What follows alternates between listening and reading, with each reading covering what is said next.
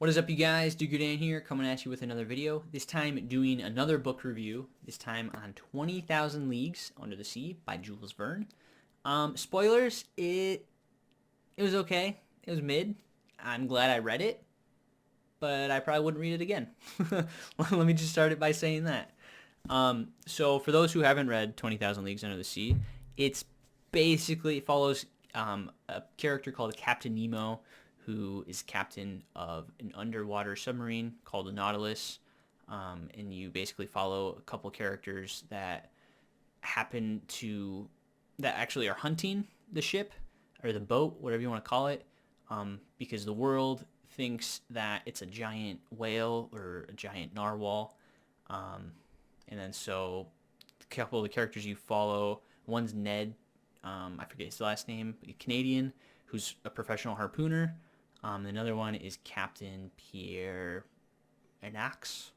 I don't know. I'm not French. I don't know how to pronounce that. Sorry, French language. Those two. And then there's a third character that I do not remember. I haven't read this in maybe it's been almost, I think it was this past January. So it's been about 10 months. But I did look at the summary to kind of refresh my brain. And yeah, kind of follows those characters after they are hunting the Nautilus, thinking it's a big creature, and then they get on board, and then it's actually a ship. Kind of follows that, and goes from there. And I didn't know any of that when I first picked up the book. I just saw the cover, and knowing 20,000 Leagues Under the Sea, it's an old book. Obviously, it was written in like 1860s, something like that. Set in 1866, so I think it was made a year before, or written a year before that. I only had this cover and then the title. And aside from that, I knew nothing. And I found this one at a garage sale, just like everything else has been secondhand I've reviewed so far. And I think it was worth every penny, because I spent, I think, 25 cents on this. And I read this for at least like 15 to 20 hours, I'd say, because I am a slower reader, and it was boring. So I had to put this down a lot. 300 pages, 300 some odded pages. But yeah, without further ado, my overall review out of 10 is 4.36. Not great. I wouldn't really recommend this unless you really like old classics. People say this is a classic. I can understand why, because Jules Verne was a very forward thinker, with a lot of the things like the suits in the actual the ship itself, the Nautilus. Like, that is way ahead of its time, and some of the things that the crew visits, very scientifically advanced for the time. But now in 2023, looking back, kind of boring. I can understand why it's a classic for just the aspects that it introduces, but I don't know. I kind of forced myself to read it. I think like 150 pages in, I'm like, okay, I'm halfway done. Let's just finish it. Just say I read it. And honestly, being a hypocrite, I'll probably leave this on my shelf just because of how nice that looks. I'm going the wrong way. So it'll probably be one of the forward-facing ones, but I'm not. But although maybe it won't, because you guys can see it's overflowing. I need another shelf. I need to rearrange some stuff. So maybe this won't. But if I were to keep it, it would just be because of the cover.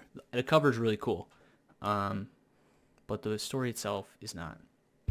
So if you don't want spoilers, if me saying all that didn't deter you and you still want to read this book, click off the video now. But if you don't care, or if you've read this, let's get into spoilers now.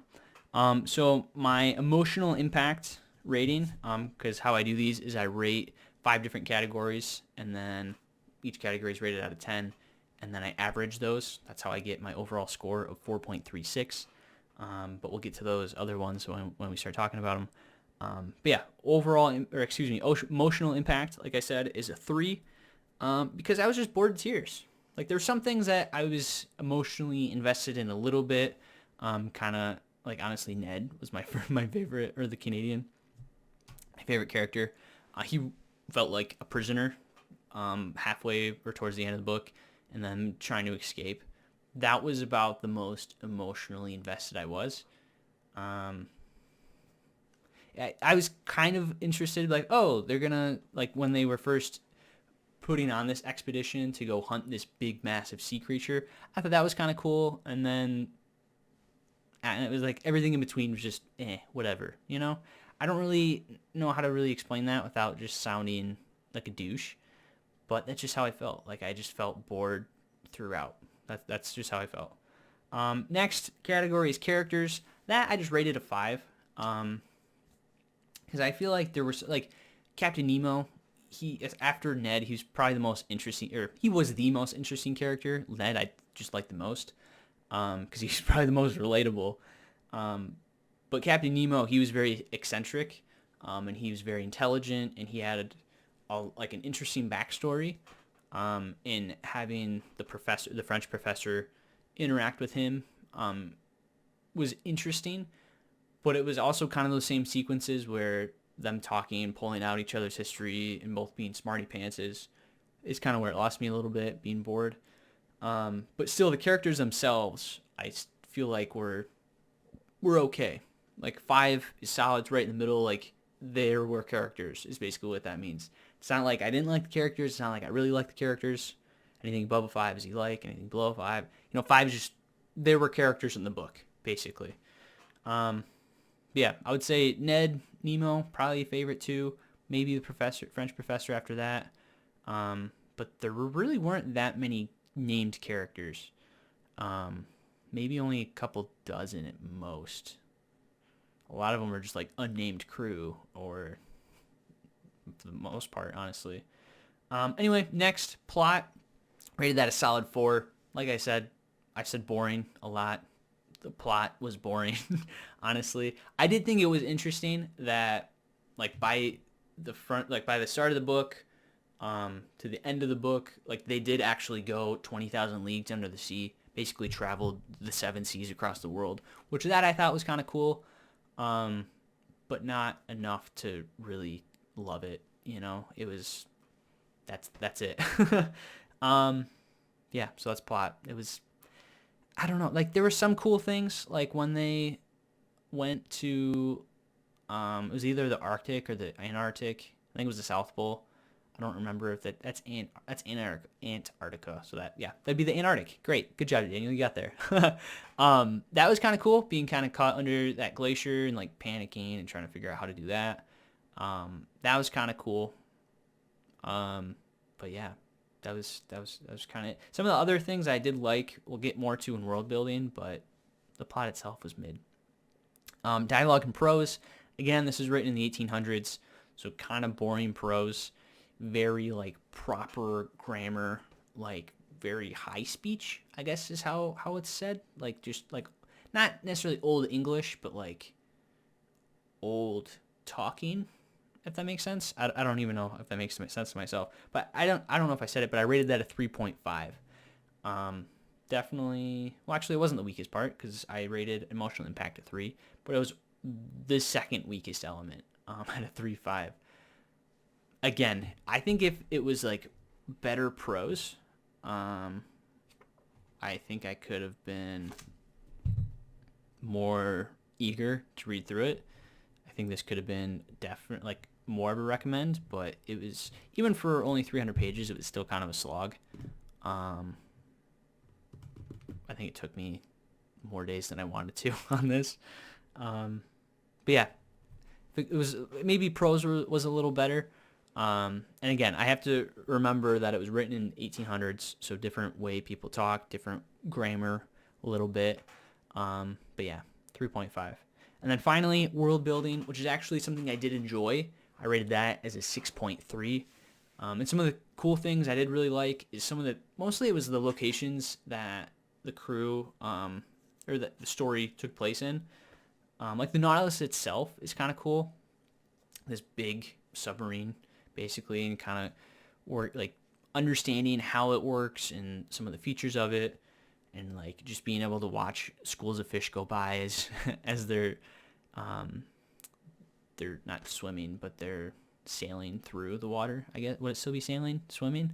I don't know, but as they're going through the water, but, like, the underwater forest, that was kind of cool when they went hunting. I did like that. And then when they visited the sunken ancient city of Atlantis, I thought that was kind of cool. And then again, going back to when they were in South Pole, being kind of trapped by that iceberg or ice coming together and trying to escape that. I thought that was really interesting as well. But yeah, 6.3 for that, which again gives me overall rating of 4.36. Yeah, that's how I feel. I wouldn't recommend it again unless you also get this for a quarter, or I guess get it from the library. If you really want to do it, get it from the library. Give it a couple hours. Give it like the first 100 pages. Although if you can read 100 pages in a couple hours, you're epic. I wish I could read that quickly. And then if you really like it and want to keep it for yourself, then go ahead and buy it. By all means, you do what you want with your own money. This is just one man's opinion. But yeah, I thought it was kind of boring. I did kind of go into the book hesitantly, especially after the foreword, realizing that it was written in the 1860s. Because right now I'm reading Dracula, which is also 1860s, 1870s, and kind of same issue, except that one's longer. And I'm like halfway through it, and it's starting to pick up a little bit, but it's still kind of a slog for me. But yeah, maybe that'll be my next video. But anyway, that's going to do it for me today, guys, on this video. What do you guys think of 20,000 Leagues Under the Sea? Did you guys read it? Did you enjoy it? Will you not read it now? I'm sorry if that's the case, but that's just how I feel. How do you guys feel about Dracula? Do you want that to be on my next review? That's currently my spooky season read. That's part of the reason I'm not DNFing that one, because I feel like I have to finish it. But anyway, yeah. 20,000 Leagues Under the Sea, official Diggerdan review, 4.36. I bury it.